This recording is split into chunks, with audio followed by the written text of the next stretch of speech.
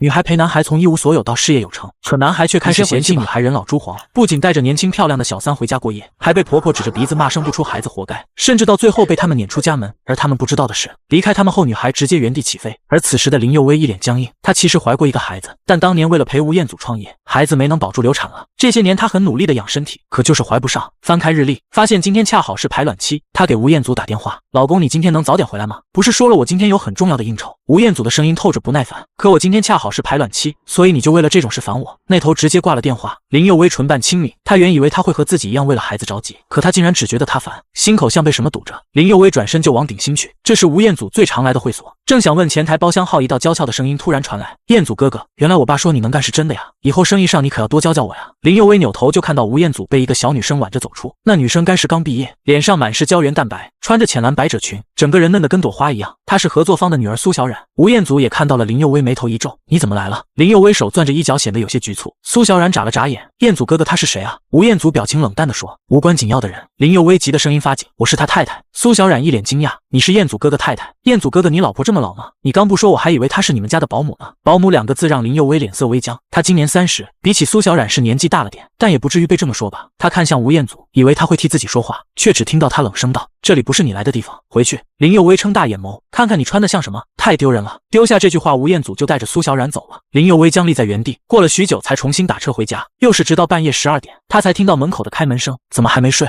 吴彦祖一边扯着领带一边往浴室走，林佑薇跟着走进浴室。今天的女生是谁？你这是在质问我？吴彦祖的语气带着不满。我难道不能问吗？他刚才那样出口羞辱我，你为什么都不帮我说话？吴彦祖脱衬衫的手停住，接着冷漠地回看他，他说的难道不对吗？林佑薇无法置信，你这话是什么意思？吴彦祖瞥了眼他老土的睡衣和万年不变的发型。林佑薇，我受够你了，我们离婚吧。林佑薇觉得自己在听幻听，他们在一起整整10年，大学时就恋爱，毕业后他还陪着他创业，如今他事业有成，怎么会突然跟他说离婚？吴彦祖已经走出浴室，离婚协议我明天让助理送来。林佑薇赶紧追上去，彦祖，为什么？你为什么突然说离婚？你难道不爱我了吗？吴彦祖听到这个问题觉得挺好笑，他停住脚步，又睨了眼他哭黄的脸，说：“林佑薇，你觉得现在的你哪里配得上我？”林佑薇以前看过一句话，说男人永远爱20岁的小姑娘。她从前其实觉得这句话是以偏概全，反正她的老公吴彦祖肯定不会这样。可现在看着吴彦祖眼底藏不住的嫌弃，她才知道这句话终究应验了。之后的1个月，林佑薇过得浑浑噩噩，她不是整天看着离婚证发呆，就是对着离婚证掉眼泪。然后有一天，林佑薇突然发现自己看东西不清楚了，也不是完全看不见，就是看什么都模模糊糊的，像蒙了一层白雾。她心里发紧，赶紧去了医院，检查结果出来，医生说她是哭得太多，把视力都损伤了。医生给她配了药，还反复叮嘱说千万不能再哭了。林佑薇自嘲地笑了笑，她其实也想不哭，可只要一想到吴彦祖，心口就会阵阵发痛，眼泪根本忍不住。林佑薇视线不清地往前走，在医院走廊转角突然撞到个人，没站稳就跌在了地上。她哎呀的轻呼一声：“你有没有事？”一道男声传来，紧接着又有个娇软的声音响起：“彦祖哥哥，你放心，有你扶着我，我和宝宝肯定都没事。”林佑薇呆呆地抬起头，这两个声音怎么这么像吴彦祖和上次那个女生啊？宝宝？难道这个女生已经怀孕了？彦祖哥哥，地上的原来是你前妻林小姐啊！女生装作惊讶的样子，她好像跌得爬不起来了，你要不要扶她一把呀？我凭什么要扶她？吴彦祖的嗓音透着冷漠，林佑薇的脸色一下子就白了。女生却装作不赞同的样子上前说：“彦祖哥哥，你不能这么无情呀，她再怎么说也是你的前妻啊。”说着，女生俯下身，用清甜的嗓音低声对林佑薇说：“林小姐，你也别怪彦祖哥哥嫌弃你。彦祖哥哥说你像条死鱼，一动不动，身材干瘪，不说在一起还不仅没感觉，所以他才懒得扶你。不过我知道你也挺可怜的，还是我来扶你吧。”林佑薇整个人都僵住了，可苏小冉刚把她扶起来就立马松了手，又像是突然想起什么似的补充道：“对了，林小姐，我和彦祖哥哥下个月要办婚礼了，你要是有空也可以来参加呀。”不用让他来。吴彦祖的嗓音再次冷了下来，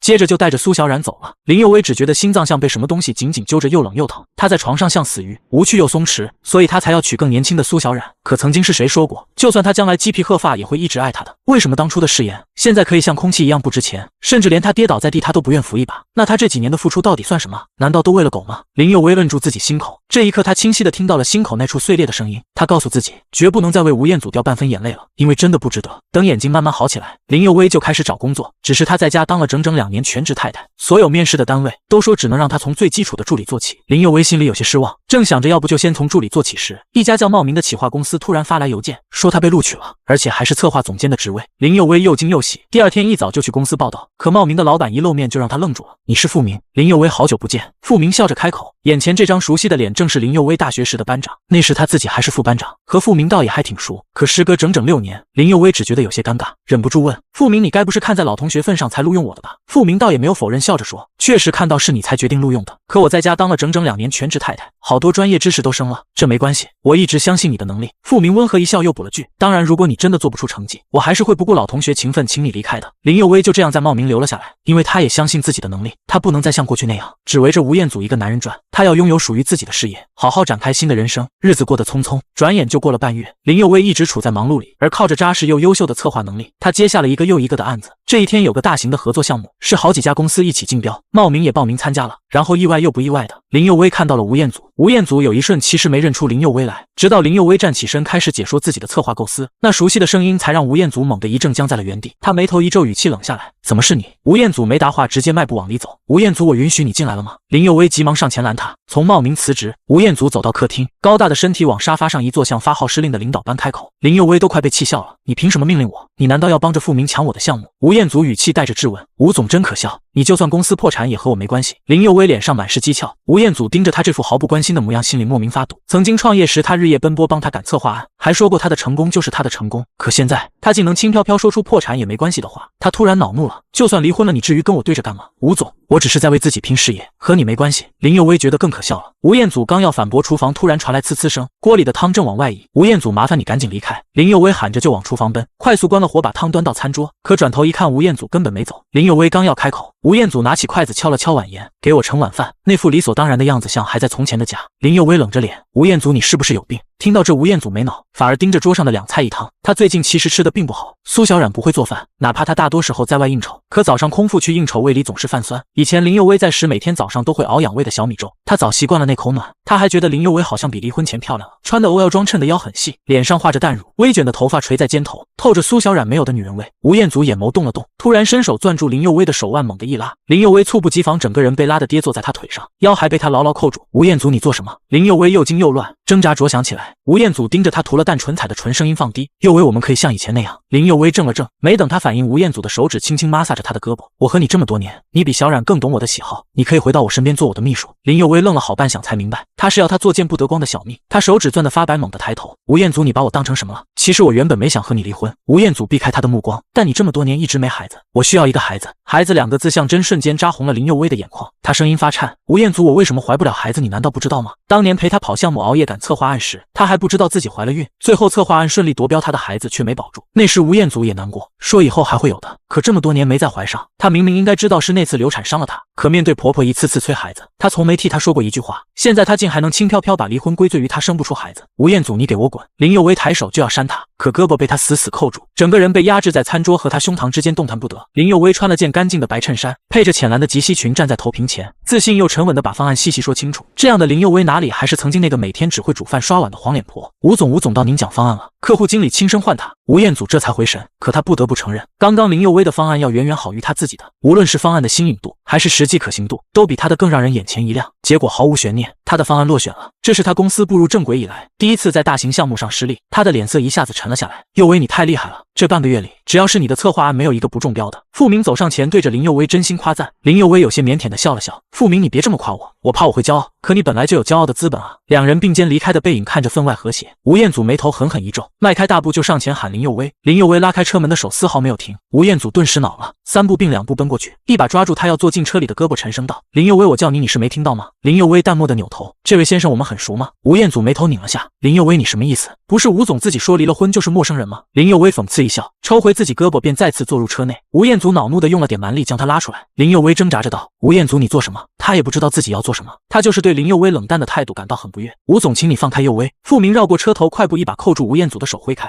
吴彦祖眼眸冰冷，林佑威，你这么快就找了新的男人？林佑威觉得挺可笑，马上要结婚还马上就要当爹的不是吴总吗？吴彦祖一噎，竟是说不出话来。车子扬长而去。吴彦祖回到家，心头没来由起了烦躁。彦祖哥哥，今天项目顺利吗？客厅里苏小冉一边刷着手机一边扭回头。吴彦祖扯了扯领带，今天没中标啊，好可惜，但没关系，彦祖哥哥这么厉害，这个项目没了还有别的项目。苏小冉说着捏着手机挽住吴彦祖，甜甜道：彦祖哥哥，我看中一款婴儿床，你说粉色好看还是蓝色好看？还有几套亲子装，我想给我们和宝宝都买，到时候我们一家3口出去肯定很好看。彦祖哥哥，你快过来帮我看看你喜欢哪套，买。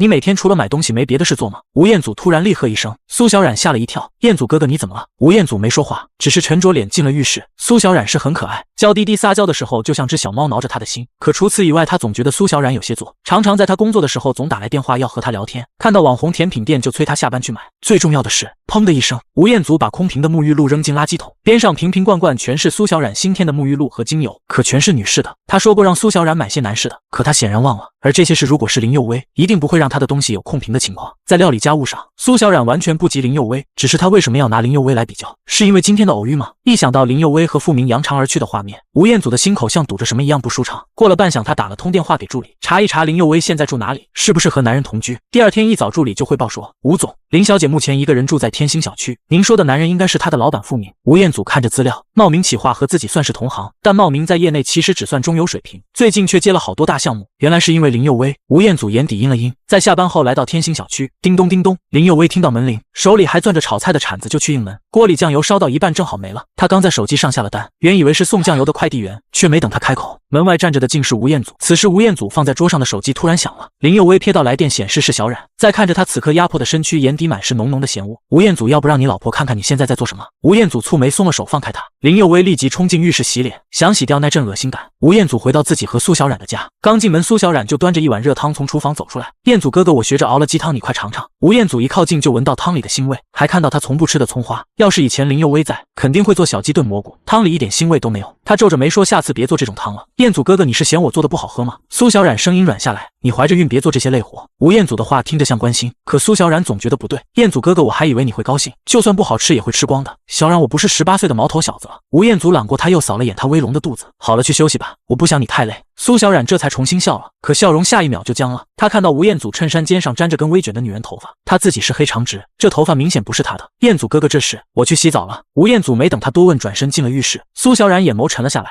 除了刚在一起的甜蜜期，吴彦祖对他越来越冷淡了。他原以为是因为自己整天玩不够贤惠，所以今天特意学着炖汤，可他还是嫌弃，现在还沾了别的女人头发。苏小冉抿紧唇，第二天悄悄跟着吴彦祖出门。白天吴彦祖没异常，可晚上他看到他的车没去应酬，反而开到普通住宅区，还看到个让他震惊的身影。林佑威开门，吴彦祖用力敲门，屋里却传出林佑威的免提声：为警察局吗？我家门口有人赖着不走，麻烦来处理一下。吴彦祖脸色铁青，转身就走。苏小冉缩在暗处，满眼不可思议，彦祖哥哥怎么来找林佑威了？难道他后悔和林佑威离婚了？苏小冉咬着唇，拿起手机哽咽着说，婆婆，彦祖哥哥和林小姐死灰复燃了。吴母接到电话立马赶来，满脸的不可思议，彦祖真和林佑威和好了？这不可能吧，是真的林佑威就在里面。苏小冉抽噎着指门，吴母一听就恼了，冲过去砰砰砰的敲门。林佑威开门，林佑威拧着眉打开门，起初还纳闷吴母怎么来了，可看到苏小冉就懂了，她面色冷淡着，吴阿姨有事吗？吴母乍看林佑威竟没认出来，她穿修身 OL 装，梳着微卷发型，还化了淡妆，这还是以前嫌弃的黄脸婆吗？可一看林佑威这么漂亮，吴母立马懂了，指着她骂好你个林佑威，离婚了还不甘心，弄这么漂亮勾引彦祖，你真不要脸。说着吴母扬手就往林佑威脸上扇，林佑威冷冷扣住吴母的手腕，吴阿姨，我没有纠缠你儿子，是你儿子吴彦祖现在在纠缠我，呵呵，这种话你觉得我会信吗？吴母嗤笑一声，她另一只手也要往林佑威脸上扇，林佑威用了点力将吴母向后轻轻一推，吴母顿时恼怒了，你还敢推我？林佑威不想再争辩，转身就要关门，这时有细微又沉稳的脚步声传来，苏小冉心间一慌，快速上前抵住门，然后软软的带着委屈说，林小姐，我知道你曾经很爱彦祖哥哥，但彦祖哥哥现在爱的人是我，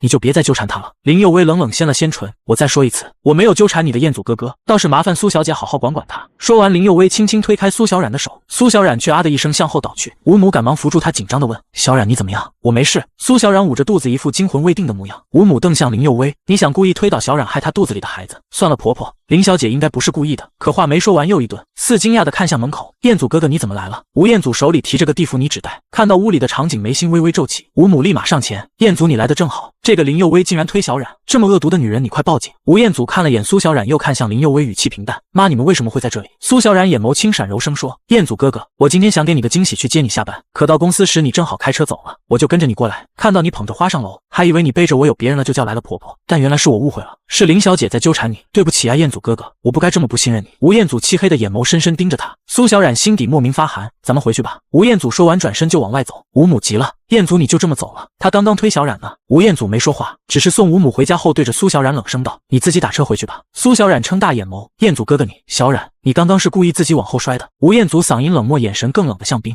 苏小冉脸色瞬间惨白，吴彦祖没再管他，转身回到林佑威家门口再次敲门，林佑威没开，他竟直接叫了锁匠来开门。门被打开时，林佑威怒视着他，吴彦祖你究竟想做什么？吴彦祖把手里的蒂芙尼纸袋打开，里面的项链和戒指闪耀如星辰，最新款的是你喜欢的六芒新款，看看喜欢吗？曾经他和吴彦祖是裸婚，他总说欠他一个婚礼，还说等公司赚钱了就给他买好多首饰，让他每天换着戴，可这话从没实现过。直到现在他们离婚了，他要娶苏小冉了，却把承诺补了过来。林佑威觉得可笑，吴彦祖你送我这些不觉得不合适吗？吴彦祖捏住项链伸手就要往他脖梗上套，我知道刚刚是苏小冉故意装摔，他明明知道真相却没向吴母揭穿。林佑威一把挥开他的手，语气坚定，你再不走我就再叫警察了。项链当的掉在了地上，吴彦祖蹙了下眉，又拿起戒指看着他说，等小冉生下孩子我就和他离婚再娶你。林佑威愣住了，满脸震惊，吴彦祖你在说什么？吴彦祖不由分说把戒指戴在他无名指上，佑威我考虑过了，你比小冉更适合我，但我需要一个孩子，你忍一忍，等小冉生下孩子我就娶回你。林佑威觉得不是自己脑子乱了，就是吴彦祖脑子出了问题。吴彦祖你把我当什么？又把苏小冉当什么？林佑威简直不敢相信他会说出这么过分的话。吴彦祖摁住他要摘戒指的手，轻声说，佑威我承认和你离婚是我太草率，也是离开你后我才发现你比小冉好太多，其实人总要失去过才懂得珍惜，离婚是我的错，佑威原谅我，重新回到我身边好吗？林佑威的瞳眸轻轻颤了颤，吴彦祖摩挲着他指尖的戒指又说，我以前承诺过给你补办婚礼，一直没兑现，可这次我保证一定给你最盛大的婚礼，绝不食言。这话让林佑威连心脏都颤了下，可他还是用力抽回手，取下戒指扔回锦盒。吴彦祖我再说一遍，我已经不爱你了，你现在的妻子是苏小冉。吴彦祖看着他决然的模样，却注意到他的语节分明在轻轻颤，他俯身捡起地上的项链，连同戒指一起在锦盒里整整齐齐放好。佑威，我不爱苏小冉，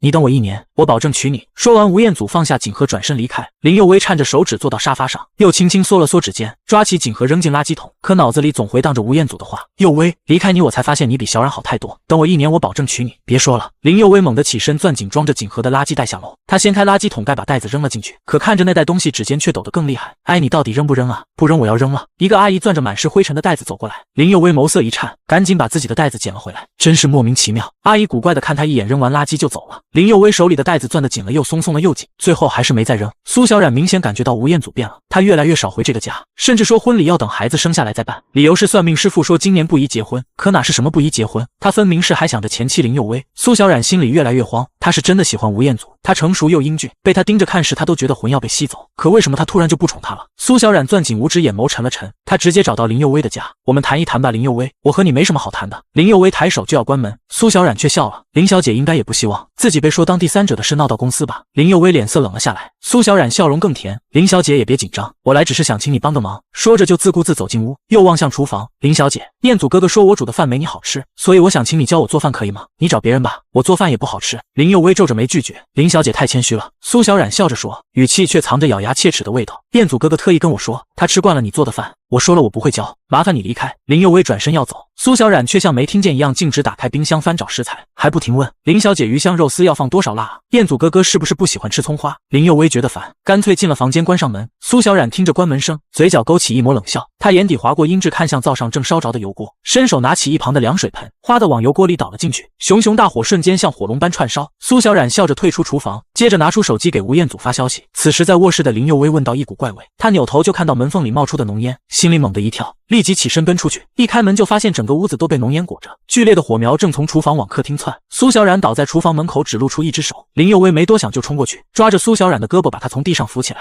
可刚扶稳，咚的一声，后脑勺突然传来一阵剧痛，林佑威摇摇晃晃地倒在地上。苏小冉放下手里的木锤，冷笑着将林佑威往厨房里拖，自己则挪到更靠门外的地方躺下。吴彦祖一脚踹开门，入眼就是被浓烟笼罩的屋子，灼烧的火龙都要把客厅烧穿了。彦祖哥哥，苏小冉咳着低唤，声音虚弱。吴彦祖冲过去，苏小冉赶紧捂着肚子，彦祖哥哥，我的肚子好痛。林佑威呢？吴彦祖急着追问。林小姐在厨房。苏小冉喘着气边晃，我想请她教我下厨，可她嫌我笨，把我赶出厨房，我就在客厅睡着了，谁知道突然起这么大的火。彦祖哥哥，你快送我去医院，我快喘不过气了。吴彦祖眉头紧锁，余光透过厨房门看到了倒在地上的林佑威，火龙已经烧到他脚边，眼看就要把他吞噬，他起身就要冲过去，苏小冉却快速抱住他的腿。彦祖哥哥，我的肚子好痛，我们的宝宝可能缺氧了，你快救我，宝宝千万不能出事啊。吴彦祖听着宝宝2个字，又看了眼他捂着的肚子，眉头皱得更紧，最终还是弯腰将他抱起。林佑威闷哼着睁开眼，是被钻心的灼痛疼醒的，双脚传来来烈火烧灼的痛感，眼前全是跳动的火苗，他又怕又慌，却在混乱中看到不远处吴彦祖抱着苏小冉，脚步急促的往外奔。他甚至往厨房这边望了一眼，明明知道他还在里面，却还是选了救苏小冉。又威，我不爱苏小冉，我保证1年后给你最盛大的婚礼。曾经的承诺像泡沫般碎裂，林佑威这一刻觉得好可笑，刚才他竟还傻傻以为那句话能成真，甚至之前还把那个锦盒从垃圾桶里捡出来锁进了抽屉里。林佑威，你怎么这么蠢？砰的一声，头顶燃烧的木柜轰然砸落。林佑威看着那木柜朝自己砸来，嘴角反而勾起一抹自嘲的笑。佑威，林佑威。吴彦祖把苏小冉暂时放在电梯口，转身就想冲回火场救林佑威，可苏小冉突然紧紧抱住他的胳膊，哭喊着：彦祖哥哥怎么办？我的肚子越来越痛了，我们的宝宝不会出事吧？他突然尖声叫起来，抱着肚子露出痛苦狰狞的表情。吴彦祖看着他这副模样，眉头沉沉皱了下。这时电梯正好开了，几名消防员冲了出来。吴彦祖立即指着苏小冉说：她怀孕了，快送她去医院。一个消防员立马抱起苏小冉往外跑。彦祖哥哥，你不陪我吗？我好痛啊！苏小冉还在哭喊。吴彦祖像没听见，转身就往着火的屋子里奔，可刚跑2步就见一道人影比他更快的冲了进去，是付明。吴彦祖愣了下，才发现付明是跟着消防员一起上来的。付明冲进厨房时，一眼就看到燃烧的橱柜压在林佑威身上，快把柜子抬起来！付明急声喊。2个消防员立刻上前搬柜子，可柜子被什么卡住了，怎么都抬不动。扭头一看，原来是柜子脚卡在了冰箱底下。付明立马上前，徒手就把那滚烫的柜子脚抽了出来。消防员趁机将柜子抬起来。付明蹲下身，刚想伸手抱林佑威，消防员赶紧拦着，他身上很烫，你别抱，我们来。消防员小心地将林佑威抱起往外走。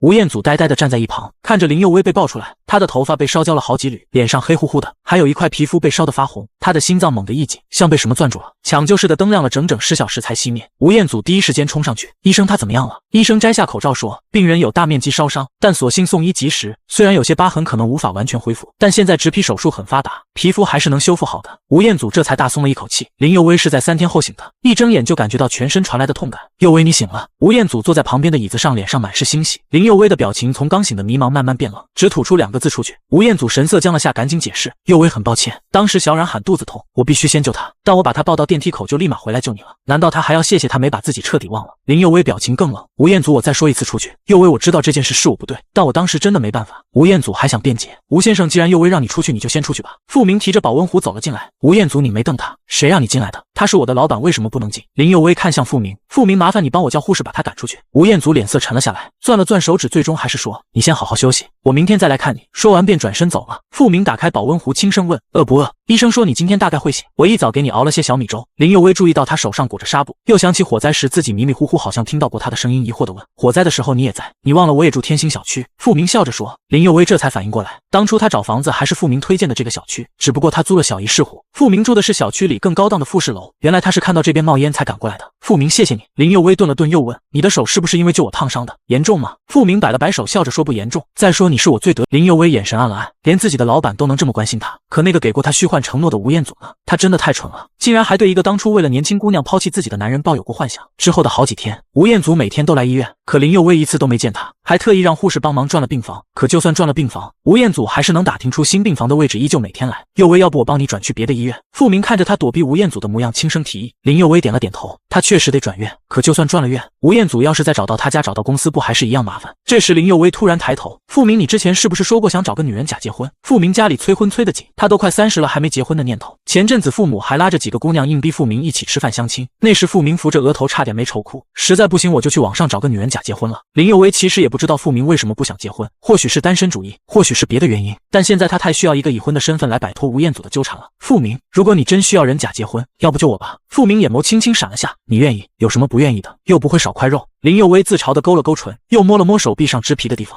再说我现在大片皮肤烧伤，就算做了植皮也没法和原来一模一样，你不介意倒省了我找别人的功夫？付明眼眸又亮了亮，语气带着欣喜，你要是愿意，我当然求之不得。婚礼定在了1个月后，正好够林佑威完成植皮手术，手术还算成功。他对着镜子摸了摸，乍一看和原来的皮肤没区别，心里松了口气。林佑威没把结婚的事告诉任何人，只打算等下次吴彦祖再来纠缠时，拿出结婚证让他彻底死心。可他没料到婚礼当天吴彦祖竟会来，他正好去参加朋友的婚礼，偏偏就看到了迎宾台前的他。迎宾台旁，林佑威一袭白色婚纱，明艳的让人移不开眼。他挽着付明的手臂，看着像自带。付明忍不住笑，你平时不常穿高跟鞋？林佑威点头又摇头，以前陪吴彦祖创业的时候常穿，谈客户需要气势，我还硬撑着穿7公分的高跟鞋，跟着他跑前跑后。一开始脚是真疼，久了也就习惯了。可后来当全职太太不用再撑场面，就很少穿了。现在再穿反而驾驭不了。傅明斟酌了下，你先在这儿迎会儿兵，我很快回来。林佑威以为他是去洗手间，也没多问。可没过几分钟，傅明就提着个鞋盒跑了回来。你这是？林佑威愣了愣。傅明打开鞋盒，里面是双白色软底内增高跑鞋，不是嫌高跟鞋疼吗？换上这个舒服些。林佑威更猛了，你还真去买了？可这鞋头露在婚纱底下会被看出来的吧？没关系，你舒服最重要。傅明说着就蹲下身，伸手要帮他换鞋。真的不用了。林佑威脸颊发烫。哟，老板和老板娘这是当着我们撒狗粮呢。这时几个同事说说笑笑的过来，看到傅明蹲在地上，立马打去。林佑威更尴尬了，傅明却没在意，只催他把脚伸出来，磨破了更疼。林佑威没法，只能把脚伸过去。傅明轻轻脱下他的高跟鞋，看到他脚后跟磨破的红痕，又从兜里摸出片创可贴，小心的贴在上面，再把内增高鞋帮他穿上。哇，老板也太宠老板娘了吧，平时对我们凶巴巴的，对史薇姐简直把心都掏出来了。有同事忍不住欢呼，还拿出手机拍照。林佑威被调侃得满脸通红，傅明却站起身对着众人正色道，以后你们谁不听佑威的安排，谁就扣工资。那我们要是对佑威姐百依百顺，是不是能涨工资啊？有人立马接话，佑威姐，我以后每天给你泡咖啡，我给你讲笑话解闷。佑威姐，快帮我们求个情，让老板加工资呗。林佑威又好气又好笑，只能无奈道，只要大家好好做项目，提成和奖金1分都不会少。我再跟傅明说说，给每个人每月加1000工资。这话不是他随口说的，前几天和傅明聊公司规划时，他就提过这事，因为他的这个月公司接的策划案是有史以来最多的，大家工作量也翻了倍。虽然公司计划招人，但老员工跟着熬过来，不加薪容易泄气，多劳多酬才是留住人的法子。傅明当时就很赞同，说下周开会宣布。没想到今天被同事们起哄，倒先说了出来。果然，大家一听更兴奋了，围着他要拍照，还说只要公司不辞退就干到退休。林佑威笑着应着，可笑着笑着，眼角余光突然瞥见一道熟悉的身影正朝着这边猛冲过来。那熟悉的五官不是吴彦祖是谁？而他此刻穿一身西装革履，脸绷得紧紧的，气场冷得吓人。林佑威下意识拧了下眉，傅明顺着他的目光看过去也拧了下眉，但还是温和笑着伸出手。吴总好巧，你也是来参加朋友婚礼的。吴彦祖一把挥开他的手，阴着脸死死盯着林佑威，你为什么突然消失还突然结婚？我不是让你等我1年吗？林佑威觉得又气又笑，他怎么就觉得自己会等他？要是他能听懂人话，自己也不用特意办这场婚礼了。他冷着脸回应，吴总，我和你早就没关系了，我现在是有妇之夫，麻烦你别再缠着我。吴彦祖脸色更沉，林佑威，你别告诉我你真爱上傅明了。是啊，我就是爱上他了。吴总，你听明白了吗？林佑威语气斩钉截铁，不是吧，这是佑威姐的前夫，佑威姐竟然刚离婚。几个同事听到这话都惊呆了，傅明的几个亲戚也围了过来，满脸惊讶。傅明，你媳妇是二婚啊？你怎么娶了个离异的女人？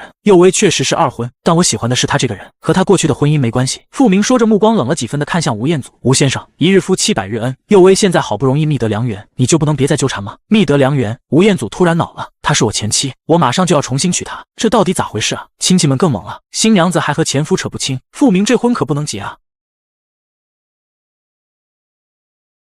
是啊，娶个不清不楚的女人，小心以后戴绿帽子。众人你一言我一语的劝。林佑威抿紧唇看向傅明，声音带着歉意，抱歉让你难堪了，这婚礼就算了吧，我们说好要结婚，怎么能因为一个无关紧要的人取消？傅明突然握紧他的手，转身对着众人说，各位，吴先生的话大家别信，是他当初不珍惜佑威，离婚后又后悔来纠缠，佑威早就和他断干净了，现在佑威的幸福我来负责，还请吴先生立刻离开。吴彦祖看着傅明攥着林佑威的手，眼睛里像扎了刺，尤其是听到幸福我来负责更是满肚子火气，他眼眸里啐着嘲讽，开口就戳心窝子。傅先生原来喜欢穿别人穿过的破鞋。啪的一声，林佑威猛地往前踏2步，扬手就扇了过去。吴彦祖被扇得偏过脸，缓过神后阴着脸扭回来。林佑威，你敢打我？林佑威眉眼泛红，声音发颤。吴彦祖，你怎么会变成现在这个样子？他真不敢相信，破鞋2个字会从他嘴里说出来，说他二婚也就算了，竟然还这么侮辱他。他忍着眼眶里的酸意，脸绷得紧紧的，声音冷得像冰。吴彦祖，我现在真后悔当初嫁给你，你赶紧离开。还有，诋毁自己的前妻很光荣吗？你现在这个样子太让我陌生了。说完，林佑威提着白色的婚纱裙摆大步往前走去。佑威！傅明低喊一声，快步追了上去，在经过吴彦祖身边时突然猛地顿步，接着一拳狠狠挥向吴彦祖。吴彦祖直接往后退了好几步，嘴角还渗出了一丝血。你敢打我？吴彦祖双目阴鸷，语气里满是戾气。傅明嗓音清冽又坚定，吴先生，这拳是替佑威打的，你没资格也没权利侮辱他。佑威那么善良又能干，现在的你根本配不上他。说完，傅明转身大步朝着林佑威追去。周围的宾客你看看我，我看看你，小声议论，这婚到底还结不结啊？新娘这是跑了吗？怕是没脸再结了吧？你们怎么都听不懂啊？几个同事忍不住大声反驳，现在离婚很正常啊，离婚怎么了？我们佑威姐能力强，性格又好，哪像这个男的，离了婚还来别人婚礼上大闹，这人品也太差了，活该佑威姐跟他离婚。我看啊，8成是佑威姐先甩的他受不了才来闹的。同事们都站在林佑威这边，你一言我一语的对着吴彦祖口诛笔伐。吴彦祖的脸铁青的吓人，林佑威快步奔进化妆间，红着眼眶一把扯下头纱。化妆师吓了一跳，林小姐你怎么了？是不是这头纱有问题，要重新弄吗？不是，婚礼取消了，你帮我把头发上的发饰都取下来吧。林佑威声音发哑，化妆师彻底懵了，这才刚迎宾呢，怎么突然要取消婚礼啊？林小姐，你先冷静点。化妆师见她眼眶通红，以为她和傅明闹了矛盾，赶紧劝，结婚是大事，婚姻可不能儿戏。我看傅先生人挺好的，有啥事儿你们慢慢说，别意气用事说取消婚礼啊。林佑威摇了摇头，干脆自己动手摘起头发上的皇冠。佑威，傅明快步奔了进来，林佑威摘皇冠的指尖顿了一下，又继续去解脖子上的项链。你先出去一下吧。傅明对着化妆师说，化妆师连忙应着哦，快步走了出去，还贴心的关上了门。傅明轻轻叹口气，伸手抓住林佑威的手，把他刚摘下的项链重新戴回他脖子上。佑威，婚礼接着办，别为你前夫那几句破话坏了心情。不知道。林佑威红着眼睛抬头，可我不想让你被人戳脊梁骨，让人看你笑话。其实这场婚礼本就是假的，他和傅明也没什么感情，傅明需要个已婚身份应付家里，他想靠已婚摆脱吴彦祖，两人才一拍即合。可谁能想到吴彦祖会闹到婚礼上来，他自己被人说闲话没关系，却不想连累傅明也被亲戚朋友戳背后。傅明笑了笑，拿起桌上的皇冠，那些亲戚都是上一辈的，平时不怎么联系，再说结婚是我自己的事，我才不管别人怎么说。林佑威不知道该说他心大，还是太不把人情世故当回事。这时就见傅明拿着皇冠在他头发上比来比去，还挠了挠头，一脸困惑地说，这皇冠怎么戴啊？直接放头上吗？怎么不管怎么摆都像要掉下来似的。林佑威忍不住被他逗笑了，哪能直接放头上啊？我这头又不是平的，还能当桌子用？傅明笑得一脸无辜，可他上面也没个扣子。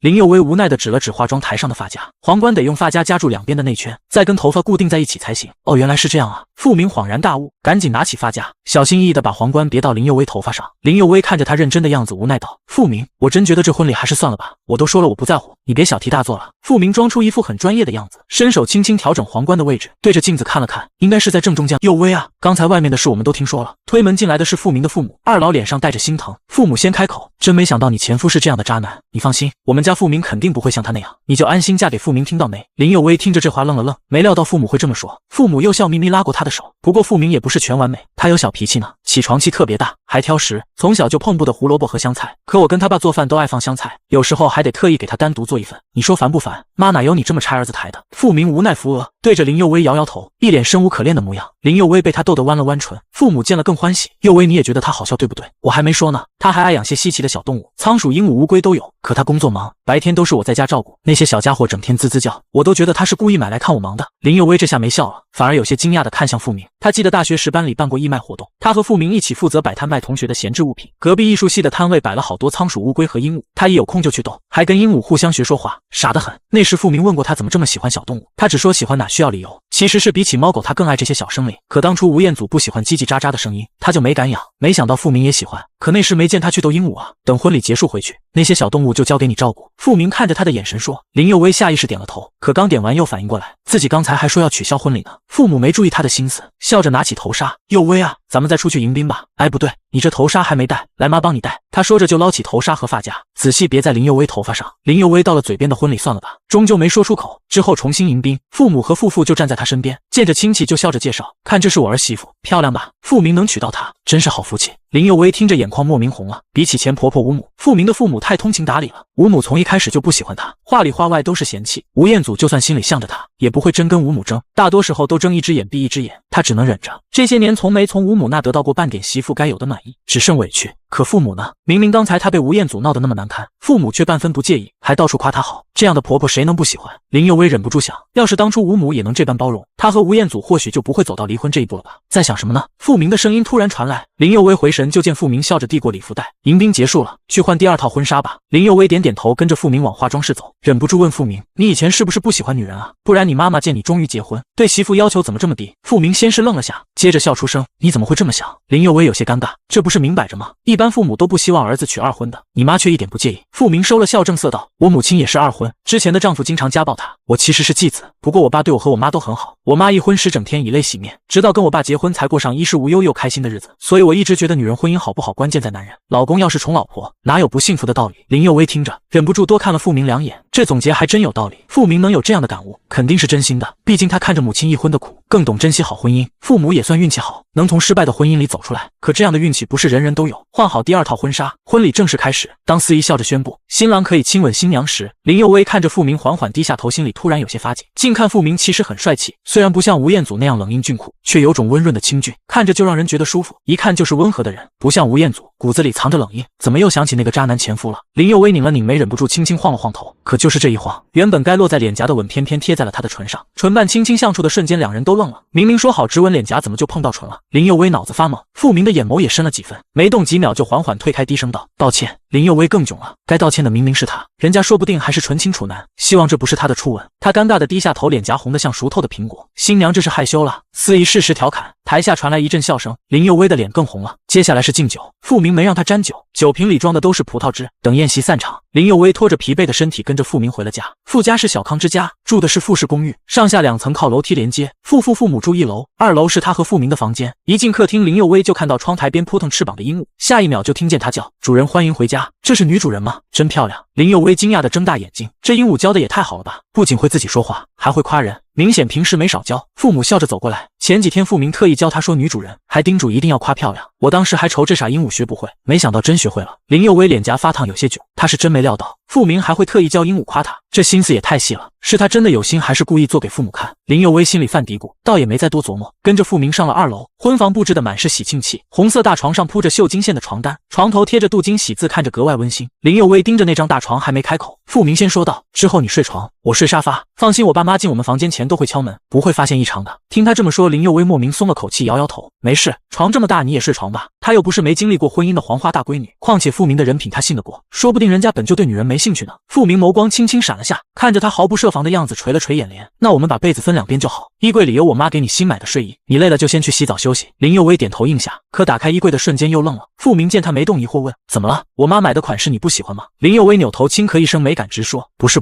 我自己带了衣服，穿自己的就好。”傅明还以为是款式老气，是不是我妈买的太老气了？其实我原本想自己准备的，他非要抢着买。你要是不喜欢，我明天带你去买新的。林佑威赶紧摆手：“哪是老气，父母买的睡衣根本没法穿，就几根细带子吊着，布料薄的透明，完全不符合他的穿衣习惯。”他拉开行李箱，翻出自己带来的棉质上下款睡衣。傅明见了才没再提买新的，只说还是明天带你去买些吧，不然我妈又要念叨我不用心。林佑威想了想，父母这些天对自己很照顾，也该回典礼。那好吧，顺便我也给叔叔阿姨买几身衣服。傅明笑着点头应下。另一边，苏小冉坐上车没一会儿，突然捂着肚子皱起眉，说肚子不舒服，非要去医院。吴母听说后也急匆匆赶来了医院，还从苏小冉嘴里得知了林佑威结婚的事。吴母满脸鄙夷，原来那林佑威这么快就嫁人了，刚离婚就勾搭上别的男人，真是没脸没皮。妈您少说2句。吴彦祖听得心烦，忍不住打断他：“我怎么不能说？”吴母沉下脸，语气更冲。苏小冉眼眸轻闪，假意劝和着：“婆婆，其实林小姐在婚姻里没做过对不起彦祖哥哥的事，您就别对她有成见了。现在她结了婚，对彦祖哥哥来说也是好事，您说对吗？”“好事。”吴彦祖心里冷笑，一想到今晚是林佑威的新婚夜，他要和傅明同床共枕，他心里就像烧着一团火，怒得坐立难安。于是第2天一早，吴彦祖就决定去找林佑威。他记着林佑威之前租的是小公寓，现在结婚了肯定搬了家，便立马让助理去查他的新住址，打算查到后就直接找过去。轰隆隆，苏小冉提着保温壶站在公司楼下，看着吴彦祖的车尾灯消失在路口。现在已经上午11点，吴彦祖要是约了客户吃饭，不可能不带助理跟着，他这到底是去干嘛？苏小冉拧着眉上了楼，一进办公室就找助理小王：“小王，彦祖呢？我怎么没在办公室看到他？”小王抬头说：“吴总应该是去见客户了吧？”“哪个客户？”苏小冉追问，心里总觉得不对劲，具体我也不清楚，只知道是一家叫茂名的策划公司。小王点头又补充：“上午吴总特意让我查了这家公司的地址，我刚把地址发给他，他就开车离开了。他们自己的公司就是做策划的。吴彦祖去另一家策划公司做什么？谈合作根本不可能。”苏小冉心里咯噔一下，他突然反应过来，茂名的名是金字旁的名，那不就是傅明的公司吗？吴彦祖去那肯定是要找林佑威。苏小冉脸色瞬间沉了下来，他还以为吴彦祖知道林佑威结婚后能死心，没想到他还是要去找那个老女人。他实在想不通，自己比林佑威年轻漂亮，现在还怀了吴彦祖的孩子，他怎么就突然不爱自己，总惦记着林佑威呢？越想越气，苏小冉没多犹豫，立即拿起包打车往茂名策划赶去。另一边，吴彦祖已经到了茂名公司门口，几个员工看到他立马露出警惕的表情，其中一个女生开口：“吴先生，你怎么又来了？该不是又来捣乱吧？”吴彦祖沉着脸没理会他们的防备，直接问：“林佑威呢？让他出来。”昨天见过的女员工小美站出来故意提高声音：“佑威姐和老板今天没来公司，他们刚新婚，今天肯定是去度蜜月了。”度蜜月？吴彦祖心头像被什么东西堵住，闷得发慌。他竟然和傅明去度蜜月了。他想起自己和林佑威结婚时，两人第2天就回公司上班，连1天蜜月都没来得及过。那时他们总说等公司稳定了补，可到最后他也没兑现这个承诺。吴彦祖攥了攥拳，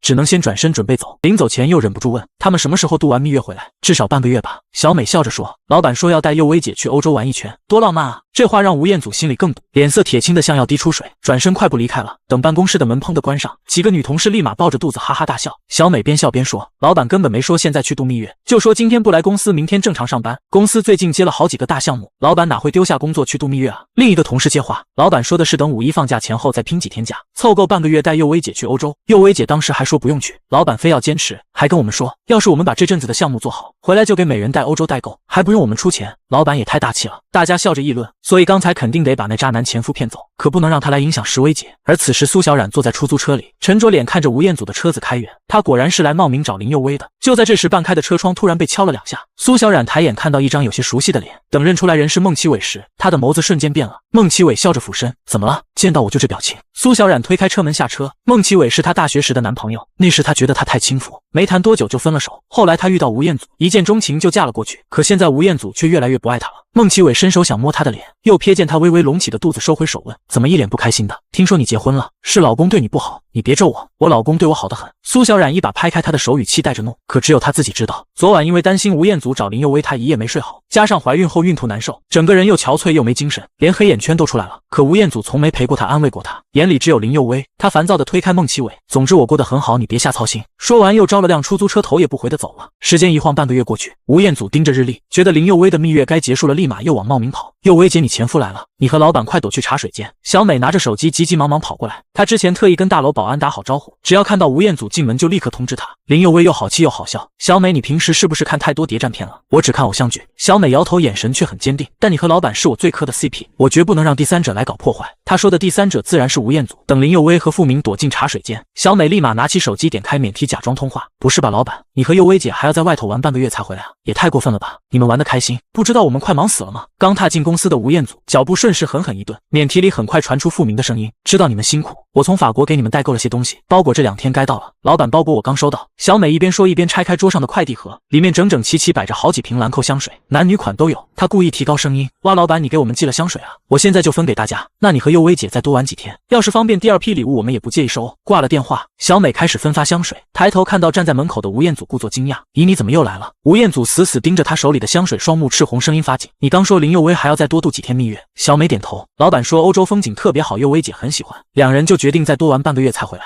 她话锋一转，盯着吴彦祖反问，对了，你作为前夫老来我们公司找佑薇姐干嘛？不知道这样破坏别人感情特别不道德吗？吴彦祖面色陡然一沉，是你们老板付明抢了我老婆，我本来是要重新娶佑薇的，你别搞笑了。小美翻了个白眼，你当时身边不就带着怀孕的苏小冉吗？把人家肚子搞大了，还说要娶我们佑薇姐，你当佑薇姐是收垃圾的？才不要你这种渣渣。渣渣2个字像针扎的吴彦祖脸色更沉，小美直接下逐客令，总之你赶紧走，再不走我就叫保安了。吴彦祖阴着脸最终还是转身离开了。彦祖哥哥你回来了。厨房里苏小冉系着围裙，正拿着锅铲翻炒菜，她觉得自己该学林佑薇那样贤惠，说不定吴彦祖就能重新喜欢上自己。看到吴彦祖进门，她故意转了个身，让他看清自己穿围裙的样子，可吴彦祖脸上没半点表情。苏小冉上前甜甜的伸手抚他的脸，彦祖哥哥你快去洗手，洗完手就能吃饭了。吴彦祖盯着他这副样子，忽然想起以前的林佑薇，林佑薇也总这样，等他下班回家就端出热好的饭菜，眼里满是温柔。他眼眸深了深，突然攥住苏小冉的手，低头吻了下去。这个吻来得太突然，苏小冉愣了愣，随即涌上欣喜。虽然吴彦祖吻得又深又重，他几乎觉得他是在发泄，可还是赶紧勾住他的脖子迎合。苏小冉心里清楚，他肯定是找林佑薇没找着，才把火气撒在自己身上。可没关系，他越气越会拿自己和林佑薇比，总有一天会发现还是自己更好。又是半月后，本该是吴彦祖去找林佑薇的日子，可这天偏偏是他和苏小冉的婚礼。起初他根本不想办这场婚礼，可吴母知道后发了火，怎么能信算命先生的话，说不宜结婚就不办了？小冉怀着孕没名没分跟着你像话吗？再加上苏小冉的父亲是他公司的大客户，这婚礼终究还是定了下来。可婚礼当天，吴彦祖穿一身笔挺的新郎服，站在迎宾台前，脸绷得紧紧的，半点笑容都没有，倒像个挡煞的门神。儿子啊，今天是你大婚，板着脸干嘛？吴母看不下去，推了推他的胳膊。吴彦祖只抬了下眼，依旧没表情。吴母更恼火了，刚才好几个宾客都偷偷问他，是不是吴彦祖还惦记着前媳妇林佑薇才这么不情不愿的，传出去多丢人。他压低声音，我不管你心里想什么，赶紧给我笑一笑，要是让人知道你还对林佑薇念念不忘，我们吴家的脸都要被你丢尽了。吴彦祖的表情终于动了动，他确实对林佑薇念念不忘，可这话要是被旁人看出来，就显得他太窝囊了。尤其现在林佑薇都结婚了，他还放不下，传出去多丢面子。吴彦祖拧着眉低头看了眼苏小冉，终是抬手搂住了他的腰。吴母立马喜笑颜开，这才对嘛，像个结婚的样子。之后的婚礼就这么不温不火的过去了。第2天，吴彦祖带着苏小冉去度蜜月，选的地方也是欧洲，他自己都说不清是啥心理，偏偏就选了林佑薇度蜜月的地方。第一站是法国，浪漫的埃菲尔铁塔下，吴彦祖望着塔身没半点笑意，满脑子却在想，林佑威是不是也站在这和付明拍过照？彦祖，我们找路人帮我们拍张照吧。苏小冉举着手机挽住他的胳膊。吴彦祖其实不爱拍照，可拧了拧眉，还是点了点头。苏小冉拉来一个路人，两人凑在一起拍了张照。之后每到一个景点，苏小冉都要拍照，吴彦祖也都顺着他。走着走着到了奢侈品店，苏小冉眼睛一亮，彦祖，我们进去买些东西吧。吴彦祖瞥了眼店面，你自己进去吧，我对这个没兴趣。那好吧，我自己挑。苏小冉没多缠，独自进了店。吴彦祖转身进了旁边的咖啡厅，刚坐下没多久，手机就接连跳出消费提示，10万、20万，全是苏小冉买东西刷的。他皱了皱眉，莫名想起林佑威。林佑威以前也喜欢逛街，恋爱时他俩哪怕逛个小杂货店都能磨蹭半天。他偏爱手工艺品店，看到可爱的公仔就凑到他脸庞笑着说，彦祖这个跟你好像呀。可公仔哪有他帅？尤其林佑威有时故意恶作剧，会拿个丑丑的公仔跟他比。他知道他是故意的，就也故意板着脸，伸手把他拉过来亲几口。这回忆太久远了，远得像上辈子的事。可从什么时候开始，林佑威没再那样活泼的跟他开玩笑了呢？好像是从他当全职太太开始的。他当时不想他累，就让他在家歇着，觉得自己一个人忙就够了。可忙着忙着，他跟他相处的时间反倒越来越少，连上次跟他逛街是啥时候都记不清了。吴彦祖眉头锁得更紧。不知过了多久，苏小冉提着大包小包回来，凑到他面前喊，彦祖哥哥，彦祖哥哥。吴彦祖抬头扫了眼他手里的购物袋，买完了。苏小冉点头，欢喜地拿出2个礼袋，我给妈买了2个包包，还给你挑了新的领带夹，你看喜欢不？那领带夹带着流苏和钻石，看着特别夸张。林佑威以前也会给他买领带夹，却绝不会选这么花哨的，他向来喜欢简约冷酷的款式。吴彦祖只扫了一眼，淡淡说好看，说着就站起身，脸上却没半点高兴的样子，径直往前走。苏小冉心里有点恼，还是提着袋子快步跟上。晚上入住酒店，吴彦祖坐在沙发上闭目养神。苏小冉眼眸闪了闪，指尖轻轻搭在他肩膀上，甜甜地说，彦祖哥哥，你是不是累了？我给你按摩吧。吴彦祖没阻止，苏小冉一边轻轻捏着，指尖还若有似无地往他胸膛划了几下。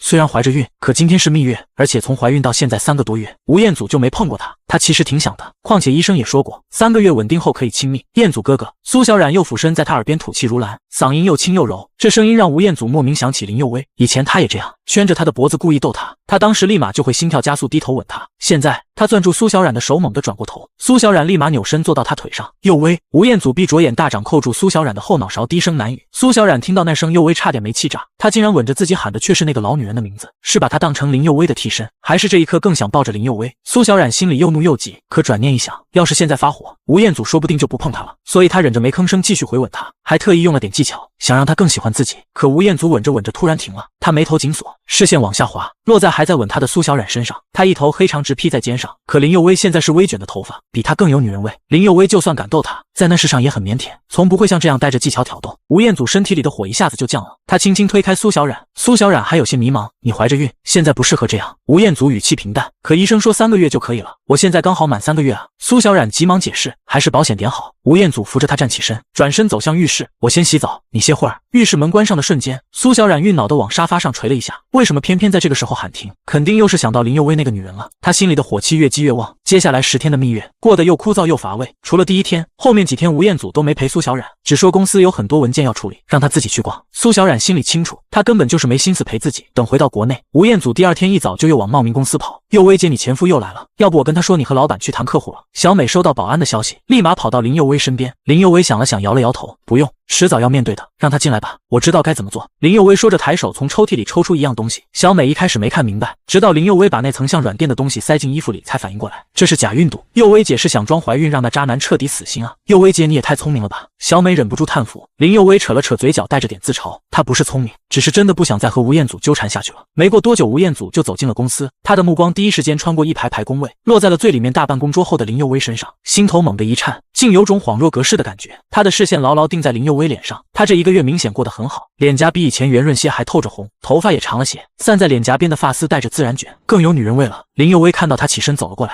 吴彦祖感觉心脏跳得飞快，像当初和他刚在一起时那样心动。他喉结滚了滚，轻声喊佑威，吴总，我们去会议室谈吧。林佑威语气淡漠，径直从他身边走过。吴彦祖眉头轻轻皱了下，还是跟了上去。进了会议室，他随手关上门，林佑威没坐，就站在他对面。也是这时，吴彦祖才注意到他穿的宽松裙装，肚子那里的布料竟微微隆了起来。吴彦祖眼眸一下子瞪圆，声音都发颤了，你的肚子，我怀孕了，吴总不祝福我吗？林佑威的嗓音透着寡淡，却像颗惊雷砸在吴彦祖脑子里。她怀孕了，她竟然怀孕了。那是不是结婚前就已经和付明在一起了？不然怎么会这么快显怀？吴彦祖突然涌上怒火，抓着他的胳膊。林佑威，我不是让你等我吗？你为什么急着嫁人还怀孕？我那么爱你，你怎么能这样对我？你爱我？林佑威觉得可笑，爱我就和苏小冉有了孩子，爱我就看着我快被烧死却先救苏小冉。吴彦祖，你这种爱我受不起。他顿了顿，眼神更冷，而且你早就不爱我了，别再骗自己了，我没有不爱你。吴彦祖咬着牙辩解，我最近总想起你，甚至吻苏小冉的时候都在想你。这辩解更让林佑威觉得讽刺，他攥紧手指，那我现在嫁给付明，让他吻我和他有孩子，是不是也在体现对你的爱？吴彦祖愣住了，竟一句话也反驳不出。林佑威看着他的样子轻笑着说，你根本不爱我，只是习惯了我对你好，把我的付出当理所当然，你想要的习惯找个女佣重新教就行，不用来缠我，我没有把你当女佣。吴彦祖皱紧眉，那顶多是把我当女佣加一点点对花花草草的喜欢。林佑威语气淡漠，转身就要走，吴彦祖急忙拉住他，佑威去把孩子打掉，等小冉生下孩子我就娶你。林佑威一把挥开他的手，吴彦祖，你哪来的脸让我打掉孩子，去养你和苏小冉的孩子？他眼神冷得像冰，我再说最后一次，我现在已婚已育，你也已婚，有个怀了孕的妻子，别再来纠缠，大家好聚好散，给彼此留点体面。吴彦祖红着眼突然追问，你是不是早就不爱我了？所以我一次次挽留你都无动于衷，还急着嫁人怀孕，甚至你早就和付明好了，我一提离婚你就巴不得答应。林佑威怔了下，他实在不懂他怎么会有这种猜忌，可想想也是，他这样有钱又帅气的老板，大概受不了自己的挽回被一次次拒绝，他干脆冷下心故意说，是我早就不爱你了，早就想和你离婚。吴总需要我为不爱你道歉吗？那我可以说是你长期不回家，我太寂寞了，才找新的男人慰藉自己，这个理由你满意吗？吴彦祖的瞳孔猛地收缩，林佑威没再看他，转身走出会议室。这次吴彦祖没有追上去，只是脑子里反复回荡着太寂寞三个字，他试图回忆上次和林佑威缠绵是什么时候，可就像记不起上次和他一起吃饭的时间一样，连上次抱着他的画面都模糊不清。这一年他太忙了，满脑子都是公司上市的事，他以为只要公司上市，从亿万身价变成100亿就能给他更好的生活，从没想过他会寂寞。吴彦祖皱紧眉，心里第一次泛起说不清的慌乱。接下来的1个月，吴彦祖都没有去找过林佑威，他只是比以前更忙了，有时候忙得直接睡在办公室，连家都不回。苏小冉气得一把将手机摔在地上，这是第几天了？每天醒来偌大的床上都只有他一个人。吴彦祖已经连着好几天没回家了，可他偷偷跟踪过，他并没有再去找林佑威，那他为什么不回家？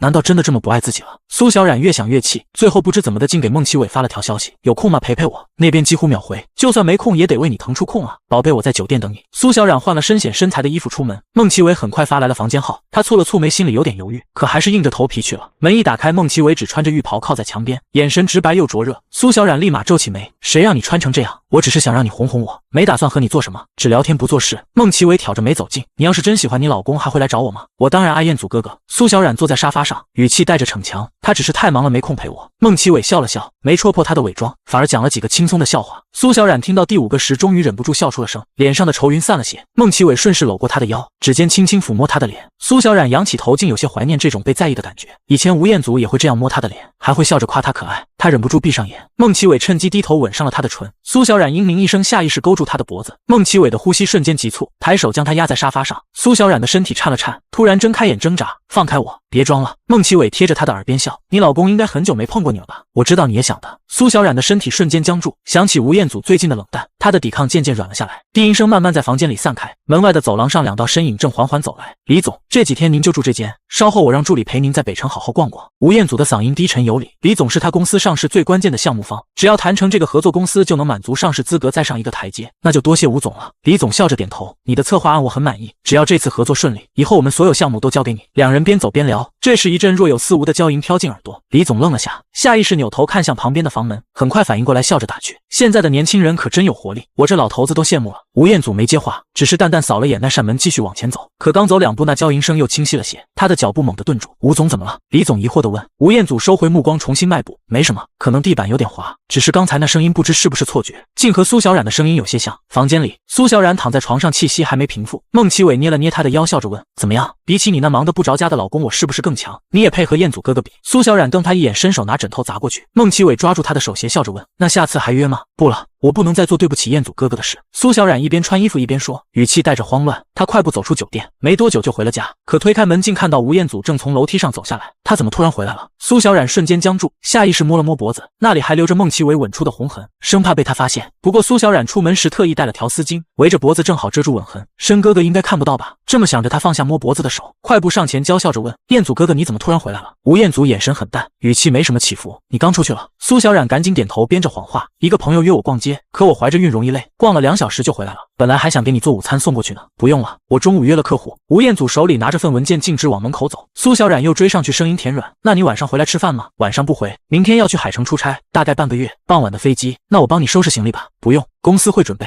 吴彦祖说完拉开门就走了。苏小冉脸上的笑容一下就垮了，她还以为他回来是想陪自己，没想到是要出差，而且一去就是半个月。明明要分开这么久，他却还是对自己这么冷淡，为什么？他越想越委屈。第二天忍不住又给孟启伟发了消息，有了第二次就忍不住有第三次。之后半个月里，他大半时间都在找孟启伟陪自己。半个月后，苏小冉特意烧了一桌菜，坐在客厅等吴彦祖回家。没多久，门口传来开门声，他立马端着刚热好的汤迎上去，笑着说：“彦祖哥哥，你回来了，我正好把晚餐做好，你洗个手就能吃了。”吴彦祖看着他的笑容，淡淡上前。苏小冉伸手想接他的西装外套，吴彦祖却没松手，只是冷漠地看着他。彦祖哥哥，你怎么了？是出差不顺利，还是项目遇到麻烦了？苏小冉皱起眉，心里隐隐不安。吴彦祖终于开口，语气没有一丝起伏：“苏小冉，我们离婚吧。”你说什么？苏小冉眼底猛地瞪圆，以为自己听错了，好好的为什么突然提离婚？是不是林佑威来找你了？和他无关。吴彦祖眸色无波反问了句：“和孟启伟玩得开心吗？”短短一句话让苏小冉的瞳孔剧烈收缩，他脸色瞬间变了，结结巴巴的辩解：“彦祖哥哥，什么孟启伟？你在说什么呀？你知道我在说什么？不用装。”吴彦祖脸上没半点表情：“我真不知道，是不是有人跟你乱嚼舌根了？”苏小冉红了眼眶，还想狡辩，非要我把证据拿出来。吴彦祖突然从衣兜里掏出几张照片甩在他面前，苏小冉低头一看，整个人都僵住了。照片里全是他进出孟启伟酒店房间的画面，孟启伟早半小时到他之后进去，2小时后才出来。虽然每次都戴了墨镜，可他快5个月的肚子，身上常穿的名牌衣服和包包，怎么看都是他，连唇瓣红肿的样子都清晰可见。苏小冉的脸色一下变得惨白，身体晃了晃，差点站不稳。我出轨是你逼我的，给你2小时从这个家搬出去，明天早上我们去民政局办离婚证。吴彦祖说完就往门外走，苏小冉慌的一把拉住他的胳膊：“彦祖哥哥，你听我解释，照片里的人只是和我长得像，真的不是我。”吴彦祖回头，眼神冷冽的像冰：“要不要我让警察出面查一查你从家里到酒店的行程轨迹？”这句话让苏小冉瞬间失声，再也说不出辩解的话。吴彦祖挥开他的手，继续往门口走。苏小冉忍不住拔高声音喊：“彦祖哥哥，就算我真的出轨了，你不也背着我一次次去找林佑威吗？而且我为什么会出轨？是你从来都不理我。从我们结婚到现在，你在家待过几天？你甚至都没再碰过我一次。我一个人守着空房子，难过又寂寞，只能去找别人陪我。”吴彦祖的眉头轻轻拧了下，可还是拉开了门。苏小冉红着眼又追着喊：“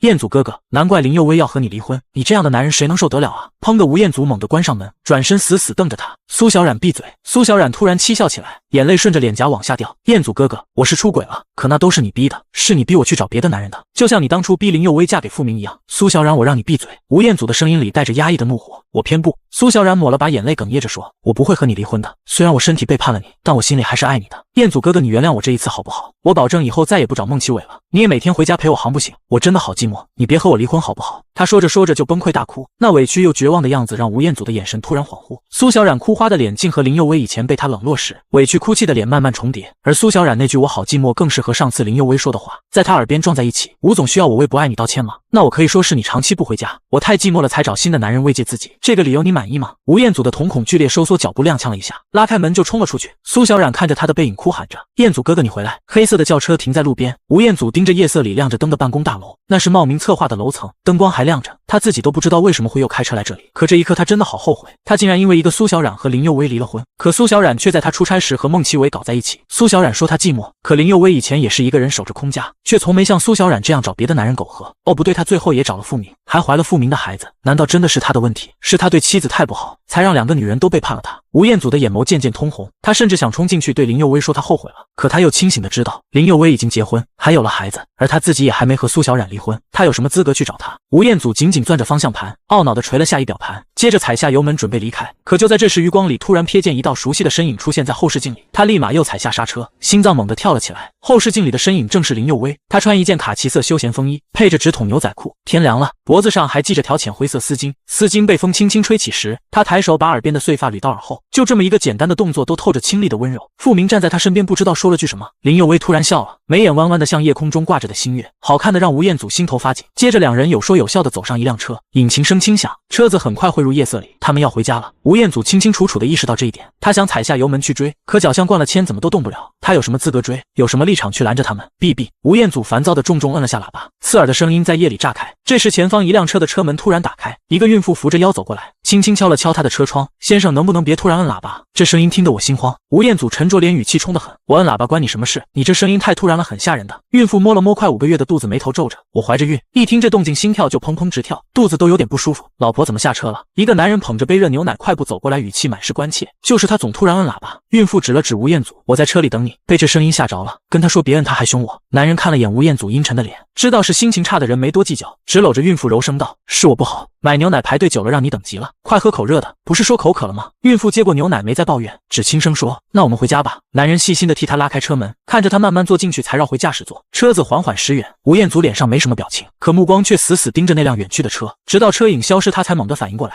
那个孕妇的肚子是实实在在隆起的，撑的裙摆都有些紧绷。可刚刚林佑威和付明出来时，她穿的风衣是宽松款，牛仔裤更是把腰腹裹得平整，哪有半点怀孕的样子。上回在会议室，她明明穿着宽松裙装，肚子那里还微微隆着。吴彦祖的眉头狠狠拧起，一个猜测突然撞进脑海：林佑威该不是没怀孕吧？他上次是故意骗她的。这个念头一冒出来，吴彦祖的瞳孔剧烈收缩，心脏像被什么攥住，又酸又胀，还掺着股莫名的激动。如果她没怀孕，如果他是骗她的，是不是说明他其实没有不爱她？是不是他心里还有她的位置？喜悦和急切一下子冲昏了他的头脑，他猛地踩下油门，车子像离弦的箭一样冲了出去，可绕着街道跑了好几圈，都没再看到付明的车影。吴彦祖咬了咬牙，今天找不到，明天总能找到，他明天就去冒名，一定要问清楚，他的佑威说不定还在等他。早上林佑威吃完父母做的早饭，坐上付明的车往公司去，副驾上放着2个保温便当盒，是父母一早起来准备的。老人家总说外面餐馆的油不干净，非要给他们带新鲜的饭菜。林佑威捧着便当盒，心里暖暖的，又有点不好意思。付明，你有没有觉得我这阵子好像胖了点？林佑威摸了摸脸颊，小声说：“妈每天变着花样做饭，我都吃多了。”付明侧头看他，笑着说：“是胖了点，但比之前气色好多了。之前你总吃面条对付，瘦的没精神，现在这样刚刚好，看着就健康。”林佑威囧了囧，确实，以前和吴彦祖在一起时，他总不回家，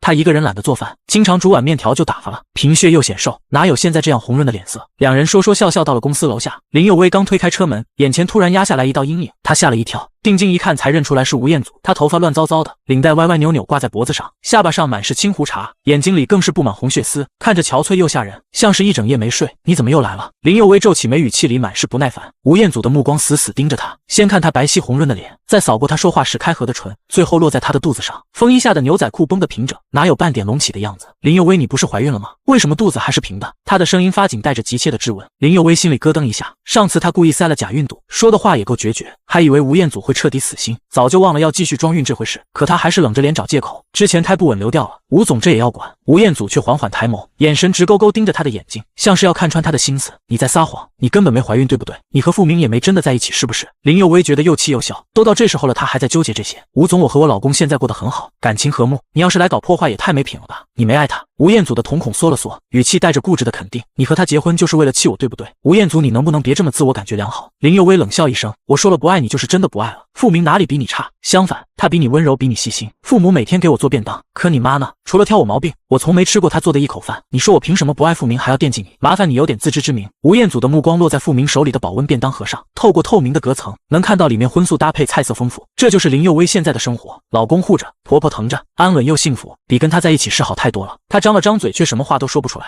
只觉得喉咙里像卡了根刺，又堵又疼。吴彦祖没再去找林佑威，却也没再回那个家。又过了1个月，吴母打来电话，语气带着催促：彦祖，今天是小冉产检的日子，你工作再忙也得陪小冉做下产检吧。妈，您陪她去吧，我正在外地出差。吴彦祖说完就挂了电话，他不管吴母在那头是什么反应，更不管苏小冉敢不敢跟吴母说，他已经1个月没回家了。反正对苏小冉他早就没了任何情绪，他爱继续这段婚姻就继续，不爱继续那就离婚。下了飞机后，吴彦祖直接来到江城。这1个月里，他几乎天天在各地飞，连自己都不知道为什么要这样忙，就像是为了忘记林佑威的身影，才故意把时间全填满。这次的客户规模很大，一起参与竞标的公司也有好多家。到了晚上，客户约了他们几家一起去会所吃饭，可谁知道吴彦祖竟在停车场看到了林佑威。林佑威正和付明一起从车上下来，准备往会所走。这时候，一个急奔的服务生没看路，差点就撞上林佑威。付明眼疾手快，一把将林佑威往怀里揽，还朝后退了2步，他的手一不小心碰在了林佑威的胸口，付明的耳根立即红了。等林佑威站稳后，他赶紧缩回手，小声说：“抱歉，我不是故意冒犯你。”林佑威也显得很局促，脸颊泛着红，他抬手捋了捋耳边的头发，说：“没关系，我们进去吧。”两人并肩走进会所，可因为刚刚的小尴尬，一路上都没怎么说话。吴彦祖坐在自己的车里，眉头就这样紧紧蹙了起来。他不是故意要给自己找希望，而是哪有真心相爱的夫妻，明明说着彼此相爱，可丈夫不小心碰了妻子的胸口，还要郑重说抱歉，更没有妻子会像林佑威那样只局促的回一句没关系。这情况明显不对劲，吴彦祖的眼底竟重新燃起了光亮。进了了包房，客户笑呵呵的扭头迎上来：“吴总您也来了，我给您介绍下，这是另外2家公司的负责人，茂名的副总和凯悦的张总。”吴彦祖瞥了眼明显愣了下的林佑威，淡定的坐下说：“久仰副总张总大名，我是吴彦祖。”傅明俊眉轻轻拧了下，先看了眼身边的林佑威，才伸手和吴彦祖交握，指尖碰在一起时还带着几分紧绷。客户也很直白，直接说明规则，这次的项目谁的点子好用谁的，要是我觉得2家都不错，也可以分1期2期，分别用你们的方案。最后3家公司里，客户选了茂名和吴彦祖的公司。等把合作要点谈好后，客户笑着拍手，正事说完了，咱们先吃饭。边吃边聊细节。吃完饭，大家各自往停车场走。林佑威见吴彦祖全程没正眼瞧自己，还以为上次的话已经让他彻底死心，可谁知道他刚要拉开车门上车，吴彦祖的车突然横在他身边停下，不等他反应，吴彦祖推开车门，一把拽住他的手腕，直接把他塞进了副驾。吴彦祖，你干什么？林佑威又惊又怒，挣扎着想开门，吴彦祖关上门就摁下中控锁，绕回驾驶座上车后又重新锁死车门，他踩着油门就把车汇入车流，林佑威连下车的机会都没有。吴彦祖，你是不是疯了？林佑威气得浑身发颤。吴彦祖一边攥紧方向盘，一边盯着前方说：“佑威，我刚看到了，傅明扶你的时候不小心碰了你，他还跟你说抱歉。”林佑威的脸色瞬间变了，指尖紧紧攥着衣角。吴彦祖转头看他，眼底满是笃定：“所以你之前都是骗我的，对不对？你和傅明的婚姻是假的，你们根本没有相爱。”林佑威知道再狡辩也没用，索性冷下脸：“是假的又怎么样？但这和我跟你离婚没关系，我已经不爱你了。”吴彦祖抿了抿唇，声音软了下来，带着恳求：“佑威，对不起，我知道之前是我不好，我会和小冉离婚。”林佑威立即打断他，眼神冷得像冰：“吴彦祖，我再说一遍，我和傅明是假结婚，但我不爱你是真的。你不用和苏小冉离婚，因为你离不离婚都跟我没关系。佑威就不能给我一个补偿你的机会吗？”吴彦祖还在坚持，语气里带着自己都没察觉的卑微。“吴彦祖，你是听不懂吗？”林佑威冷着声字字清晰：“我不爱你，不会接受你的补偿，我要下车，请你停车。”滴滴滴，后方突然传来急促的喇叭声，是傅明的车追上来了。林佑威转头看了眼后视镜，急忙对吴彦祖说：“吴彦祖，傅明来了，你快停车，不然我就要报警了。”吴彦祖眉眼沉郁，瞥了眼后视镜里越追越近的车，不仅没减速，反而突然一把将油门踩到底。啊！林佑威吓得尖叫一声，过快的车速让他脸色瞬间发白，他一手紧紧揪着安全带，眼睛死死盯着吴彦祖不断快速超车的动作。可这时的马路上车流很大，他这样疯狂超车多危险啊！吴彦祖，你够了，快停车，你这样开车很危险。吴彦祖缓缓转过头，眼神带着几分偏执：“你是怕我有危险，还是怕傅明有危险？”林佑威觉得他这话荒唐又可笑。吴彦祖，我当然不是担心你，可现在你拉着我一起在车里，要是你出了车祸，我难道不该害怕？还是你根本不在乎我的安危，只想着发泄自己的情绪？吴彦祖的眉头轻轻拧了下，语气软了些：“我不会撞到别的车，我只是想和你单独说说话。可我和你已经没什么好说的了。”林佑威的嗓音透着冷漠：“吴彦祖，从你碰苏小冉的那一刻起，我们就彻底结束了。而且你现在不是和苏小冉结婚了吗？她还怀了你的孩子，你现在该做的是去陪你的老婆孩子，不是来缠着我。如果你介意她，我今天就去和她离婚。”吴彦祖急忙说，他这是根本没听进去自己的话。林佑威彻底无语了：“我刚说了，不管你和苏小冉离不离婚，都跟我没关系。吴彦祖，我不爱你了，你为什么就是装听不懂？”林佑威语气里的不耐格外明显，吴彦祖也深深感受到了这份厌烦，可他还是不肯放弃，嗓音低沉地说：“佑威，我知道你气我是对的，我当初确实不该一时糊涂，我保证会和苏小冉离婚。要是你不想要她的孩子，我也可以不要。”他这完全是自说自话，根本没听他的想法。林佑威懒得再和他费口舌，只冷冷道：“吴彦祖，既然你听不懂人话，那我就报警了。”说着他就掏出手机要拨报警电话。吴彦祖眼底闪过一丝懊恼，急忙开口：“你终究是不能原谅我，那要我做什么你才能原谅我？这根本不是原谅的问题。”林佑威觉得他实在不可理喻：“吴彦祖，你凭什么觉得在你伤了我之后我就必须原谅你？我不是木头，没办法在遭遇背叛后还当什么都没发生。我说了不爱你就是真的不爱你了，就算我真的原谅你，那和我再爱你也是两回事，你懂吗？我不爱你了，所以我们不可能再回到过去，你明不明白？”林佑威的嗓音格外坚决，没有一丝余地。吴彦祖握着方向盘的手僵硬了一瞬，看着林佑威眼底毫无波澜的冷漠，心脏像被针扎一样疼。这时林佑威已经接通了手机，对着那头说：“喂，是警察吗？我被人……”啪的，吴彦祖一把抢过他的手机，随手扔到了后座。林佑威又气又急：“你这样纠缠我有意思吗？我说了让我下车下车。佑威，我真的知道错了，我可以用一辈子来补偿你。”吴彦祖的声音带着恳求：“我不要你的补偿，你快给我停车。佑威，对不起。”吴彦祖突然嗓音低哑，接着猛地一打方向盘，车子吱呀一声滑进了一条人烟稀少的小巷。林佑威愣了一下，反应过来后立即伸手去拉车门，可车门被锁得死死的，根本拉不开。而下一秒，吴彦祖伸手扣住他的肩膀，俯身朝他压了上来。“吴彦祖，你做什么？”林佑威彻底惊住了。这时吴彦祖压着他，直接把他禁锢在自己的胸膛和座椅靠背之间，而且椅背还被他放了下去，两人几乎紧紧贴在一起。曾经让他觉得甜蜜的胸膛，如今只让他满心恼怒。“吴彦祖，你放开我，你快给我起来！”林佑威用力推他，声音里满是愤怒。吴彦祖深深盯着他愠怒的眉眼，语气带着恳求：“佑威，我知道我之前错的离谱，但我真的会改。原来这就是你所谓的改。”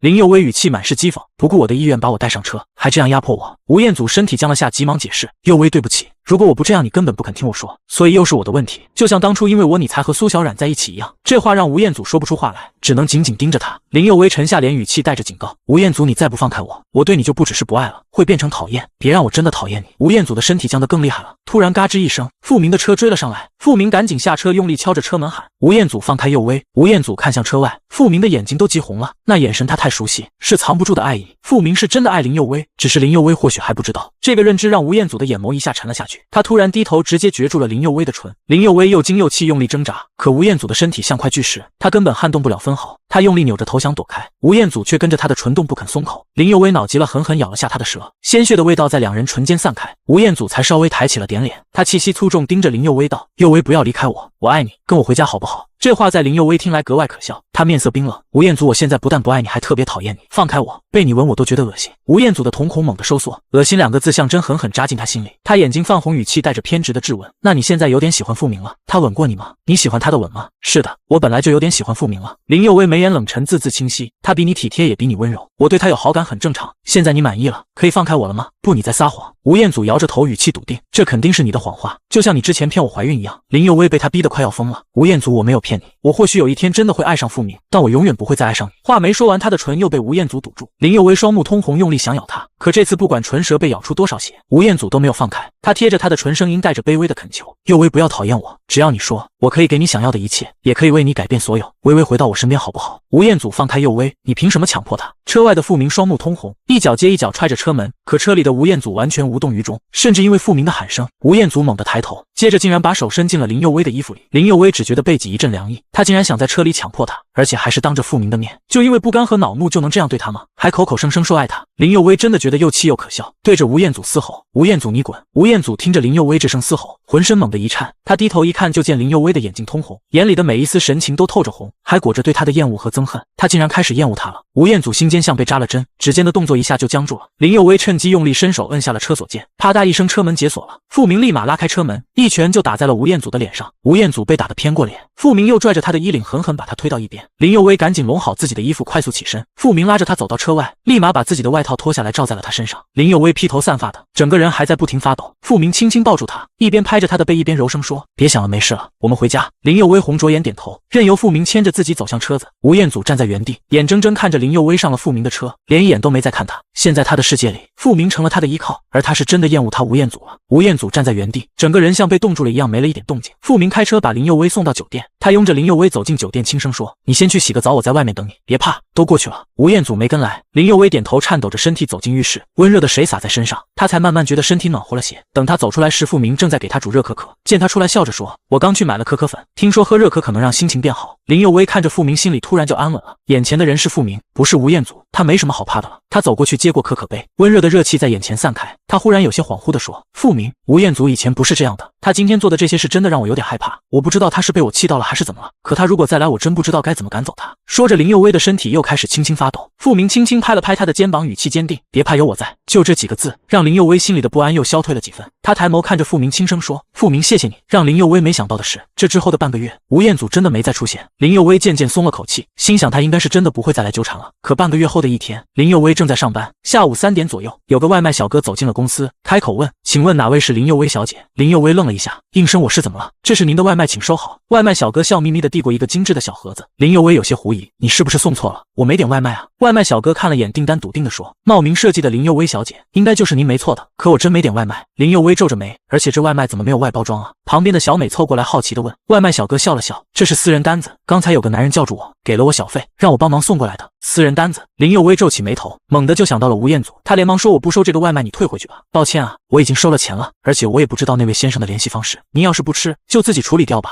外卖小哥赶紧摆手，说完就转身走了。小美看着盒子小声问：佑威姐，那外卖小哥说的男人该不会是你前夫吧？林佑威没说话，心里却已经确定了，应该就是吴彦祖。他给你送什么？小美说着就打开了盒子，盒子挺精致的，打开一看，里面竟然是几块曲奇饼干。小美愣了一下：佑威姐，你前夫给你送曲奇饼干干嘛啊？林佑威的眉头沉了下来，他想起以前当全职太太的时候，最开始还想学烘焙，特意报了烘焙班，可不知道怎么回事，他平时厨艺挺好的，偏偏在烘焙上没天分，烤的饼干不是焦了就是没熟，做面包蛋糕也一样，总之做得特别差。那时候吴彦祖对他还挺宠的，说等他把公司搞上市，就自己去学烘焙，然后做给他吃。他一直记着这句话，可到最后也没等来。可现在他好像等到了。这些曲奇饼干形状不规则，一看就是手工做的，说不定就是吴彦祖亲手做的。可看着这些饼干，他一点感动都没有，只觉得烦。为什么他还要来纠缠自己？你要是饿就吃了吧。林佑薇说完就走回了自己的座位。小美犹豫了一下，佑薇姐，那我就吃了。女孩子大多都喜欢吃曲奇饼干。小美拿起一块咬了一口，眼睛一亮，不得不说，这饼干咬一口味道还真不错。之后的连着好几日，每天都有外卖小哥来公司送东西，精致的盒子里，从曲奇饼干开始到蛋挞泡芙，每天的甜点都不一样，就没有重样过。佑薇姐，你这个前夫现在倒是突然挺有心的。小美一边嚼着嘴里的泡芙一边说，要知道能做出这样的味道，必定花苦功学过，还得重复个几十次才能做出这么好吃的味道。换作是我被这么一个男人追，肯定就被感动了。只不过现在嘛，佑薇姐，你现在可是我们老板娘，你应该不会心软的哦。林佑薇表情淡淡，我当然不会。到了翌日，送来的又是一份新的甜点，这次送来的是一块心形的提拉米苏蛋糕，做的精致又漂亮。小美看着这蛋糕都有些舍不得吃，她看了眼林佑薇，佑薇姐，你真不吃？你吃吧。林佑薇摆了摆手。小美点头，心里想着吃甜点这种沉重的任务还是交给我吧，而且因为这每天的甜点，她最近都有点胖了，这可真是牺牲小我成全佑薇姐啊，也太悲壮了。小美咬着提拉米苏，一边感叹好吃，一边又愁自己要胖了。这时咔嗒一声，付明从办公室里走出来，小美赶紧正襟危坐，快速把吃了一半的提拉米苏放到一旁，然后屁颠屁颠跑过去说，老板你放心，佑薇姐对那前夫送来的东西一点感觉都没有，所有东西都进我肚子了，绝对不给那前夫留一点机会。小美，你这完全是得了便宜还卖乖啊。其他同事打趣道，其实你可以不吃啊，交给我们吃也可以的。不，这么艰巨的任务还是交给我。小美赶紧摆手。付明听着几个女同事调侃，心里清楚，其实吴彦祖这怀柔政策不是没有效果的，女生大多都喜欢吃这种甜点。虽然林佑薇没有吃，但每天变着花样送东西，现在其他几个女同事明显对吴彦祖的毅力和心思多了些认可，不再是完全觉得那男人没救了的。佑薇，你进来一下。付明边说边走进办公室，林佑薇立马跟着走进去，疑惑地问，付明，你找我有事吗？付明看着他沉默了几秒，倒也没说话。林佑薇更疑惑了。过了一会儿，付明突然说，如果吴彦祖继续这样默默地追你下去，你会回心转意吗？林佑薇明显怔了下，完全没想到他会突然问这个，但他还是坚定地说，不会。你怎么知道你不会？你就真的一点都不感动？付明又问，很多事情不是过去了就能当没发生的。林佑薇认真地说，我也不知道具体怎么说，但我是真的不爱吴彦祖了，所以哪怕吴彦祖做了这么多，他也只觉得无奈，一点都不想让他继续纠缠，他觉得真的没必要。付明听了这话又是一阵沉默，接着突然轻声说，佑薇，那我能追你吗？这话音刚落，林佑薇瞬间觉得自己是不是幻听了，他惊讶地问，你说什么？付明耳根有些泛红，又重复了一遍，我说我能追你吗？林佑薇惊讶地撑大眼眸看着他，脸上满是真的震惊和不可思议。付明看着他这反应更不好意思了，问道，我这么说很奇怪吗？林佑薇听到这话，眼眸里满是局促，说实话是挺奇怪的，我一直以为你喜欢的该不是男人。听了这话，这下轮到付明怔了下，半晌他轻笑了下说，我怎么会给你造成这种错觉？主要是你长得也不错，还是公司老板，没道理快30了还没有女朋友吧？林佑薇尴尬了下，连忙解释，之前你还突然说什么随便找个女人结婚，那不就是你不喜欢女人的意思吗？这误会可大发了。付明听后笑着说，其实之前我妈给我安排相亲，我看年龄也差不多了，或许就讲究着结婚了，可我没料到会突然和你重逢，而且你离了婚还来了我的公司。从那以后我妈再催我相亲，我就有点不愿意了，因为我心里想试试能不能把你追到手，所以才想着先找个女人假结婚。他顿了顿又补充，其实这话我也是故意说给你听的，我想着那时候是不是可以让你和我假结婚，要是你能答应，我就能占近水楼台的优势，然后等你慢慢习惯我了，我再跟你告白。可现在看着吴彦祖这样追你，说实话我心里的危机意识特别浓，我怕我要是再不说，你估计就真的被吴彦祖追回去了。最后付明认真的看着林佑薇，所以佑薇，我认真的问你，要不你也给我一个机会，再好好考虑考虑，我是不是比吴彦祖更适合你？林佑薇怔怔的听着付明的话，怎么都没想到他从重逢那天起就藏了这么多小心思。他皱着眉有些无法理解的问，你对我是一见钟情吗？可那时候他已经结婚了，婚姻还不幸福，他怎么会刚重逢就喜欢上自己呢？付明的耳根更红了些，连忙解释，当然不是这次一见钟情，其实我大学的时候就喜欢你了，只不过那时候你已经和吴彦祖在一起，所以我从来没敢表露过什么。大学？林佑薇彻底震惊了，眼睛都瞪圆了。付明看着他的反应又认真的说，所以我之前说要和你结婚是真的抱着和你过一辈子的想法，不是随便说说的假结婚。佑薇，你可以给我一个机会吗？这话一落，林佑薇的心跳突然砰砰砰狂跳起来，连手心都有点发烫。他突然想起付明养的那些小乌龟和鹦鹉，脱口问道，所以你养鹦鹉也是因为我？付明的脸一下涨红了，轻轻点头，那时候听说你结婚了，我心里特别压抑，还总忍不住想，要是大学时我一发现喜欢你就去追你，是不是能比吴彦祖更早抓住你的心？可世上哪有如果，你已经嫁给他了。我那时候喝了点闷酒，想着把这份感情放下，谁知道走出酒吧的时候看到一家宠物店，里面的鹦鹉乌龟全是你以前说过喜欢的东西，我没忍住就把它们买回家了。后来也不知道是不是天天看着它们就总想起你，这些年我其实一直没忘记你，直到你重新出现在我面前，我还觉得是不是老天爷看我思念太久才把你送到我眼前，让我终于不用再睹物思人了。这么温柔又诗意的话从付明嘴里说出来，竟成了最动听的情话。尤其知道有个男人默默喜欢了自己这么多年，还始终没变心。林佑威的心脏像被什么撞了一下，又暖又慌。他的唇瓣动了动，半晌才小声说：“那个，你让我考虑一下。”说着，他脚步有些凌乱的转身走出了办公室。傅明看着他的背影，眼神暗了暗。他是被自己的告白吓到了吗？还是因为根本不喜欢自己觉得困扰了？傅明的眉头轻轻皱了起来。到了翌日，外卖小哥又准时来送东西，可这次林佑威突然走上前问外卖小哥：“让你送东西的那个男人，每次都在什么地方把东西交给你？”外卖小哥愣了下，如实说：“就在这栋大厦的停车库，你带我去见他。”林佑威语气坚定。外卖小哥点点头。旁边的小美一下慌了，赶紧拉住林佑威：“佑威姐，你干嘛要去见你前夫啊？你不会真被他送的甜点感动到了吧？千万不要啊！都说好马不吃回头草，老板对你多好啊，你可不能再接受你那前夫。”他急得还想找理由，又补充：“其实你前夫做的点心特别难吃，真的一点都不好吃。我就是觉得不能浪费食物才勉强吃的，你可不能和这种手艺差的男人在一起。”林佑威被他逗笑了，戳了戳他的胳膊：“小美，每次外卖小哥一到你就不自觉舔口水，你以为我没看到吗？”小美一下囧了，差点急哭。放心，我就是和他说几句话做个了断。林佑威安抚完小美，又走到傅明的办公室门口，轻轻敲了敲门：“傅明，你陪我一起去见下吴彦祖吧。”傅明跟着走进电梯，手心还轻微的冒出汗。林佑威看着他明显紧张的样子，忍不住笑了：“你在担心什么？”傅明很诚实，语气带着几分忐忑：“怕你突然跟我说要离婚，然后回吴彦祖身边去。”林佑威轻轻摇头，语气很肯定：“傅明，我说了不会就一定不会。”两人来到停车场，林佑威很快找到外卖小哥说的33号车位，有飘渺的白烟从车窗缝里飘出来。他走近一看，驾驶座上的吴彦祖正夹着烟，目光放空，不知道在想什么。林佑威走上前，吴彦祖的视线慢慢聚焦到他身上，脸上的表情从茫然变到微愣，最后满是惊喜。他立马推开车门，大步下来，快步奔向他，伸手就抓住他的手腕：“佑威，我就知道你总会来的，你原谅我了对不对？你愿意跟我回家了是不是？”林佑威抽回被他抓住的手，语气平静却坚定：“吴彦祖，我来是想跟你说别再来了，你送的蛋糕甜点我一口都没吃过，全是小美吃的，就算你送10年100年我也不会碰一口。”吴彦祖脸上的笑容瞬间僵住，急忙解释：“佑威，你还在气我上次强迫你吗？真的很抱歉，我那时候太没理智了，一想到你可能有点喜欢傅明，我就控制不住自己。”“傅明！”林佑威突然扭头喊了声。傅明顿了下，立马走上前。林佑威主动伸出手扣住他的手，傅明愣了愣，紧接着就反扣住他的手，食指紧紧交握，用动作给他支撑。吴彦祖看着两人交握的手，眼眸一下红了。“吴彦祖，我已经决定了。”林佑威看着他字字清晰：“我要和傅明从形式上的婚姻变成真的夫妻，所以你以后别再来纠缠了。”吴彦祖的瞳孔猛地收缩，摇着头不肯相信：“佑威，你又在骗我对不对？你不会真的不爱我了？你不可能。”吴彦祖，我想了很久，终于想明白我们的问题到底在哪。林佑威打断他，眼神平静却带着分量：“你或许是喜欢我，但你更爱的是你自己，所以你很多想法都只以你为中心。就像你觉得我离了婚就该还爱着你，可你从来没真正想过我心里是什么感受。我没有，我是爱你的，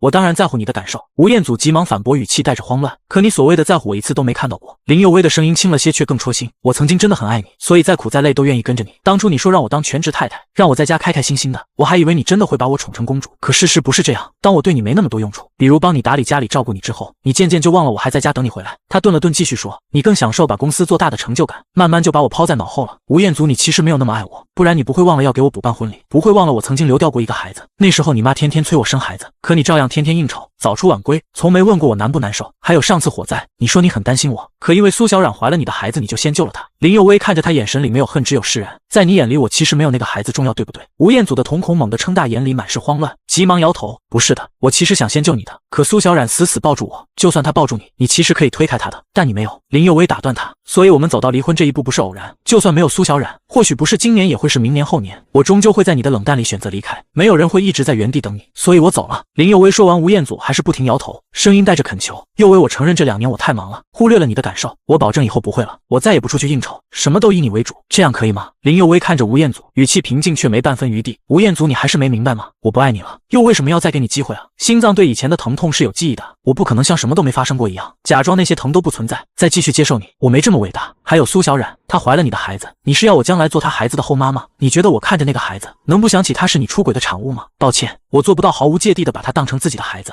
所以我不可能再和你在一起，那样对我是种残忍，对那个孩子同样是种残忍。吴彦祖，苏小冉虽然有心机，但她是真的爱你，你已经辜负了我，就不要再辜负她了。有些错误是你自己造成的，可孩子是无辜的，你不能这么自私，只想着自己想怎么样，完全不考虑其他人的感受。林佑威的话像清风吹过，却字字像巴掌狠狠打在吴彦祖脸上。他愣在原地许久，才突然反应过来，他真的从来没考虑过这些。他以前总觉得只要林佑威还爱他，就该包容一切，包括那个孩子，可现在才懂，他凭什么要包容？他怎么可能毫无芥蒂？他又凭什么要求他毫无芥蒂？原来所有的以为都只是他自己的想法，他从来没有站在林佑威的角度替他好好想过一次。他所谓的爱其实是自私的，真的特别自私。吴彦祖的眼眶一下子就红了，里面蓄满了水汽。林佑威看着他这模样，知道他这次终于听懂了。他握紧付明的手，转身就走。佑威，吴彦祖的嗓音突然沙哑，急忙叫住他。林佑威没有停步，只是头也不回地说：吴彦祖，希望我们再也不见爱情这东西。当初那么美好的找上来时，他没好好珍惜，总以为只要是他的，就永远会是他的，可根本不是这样啊！爱情要是不细心呵护，是会慢慢枯萎的。等他终于醒悟，想好好珍惜的时候，早就晚了。吴彦祖的眼泪忍不住落下来，滴在冰冷的地面上。他望着林佑威和付明相握的手，声音轻得像风：佑威，对不起，还有，祝你幸福。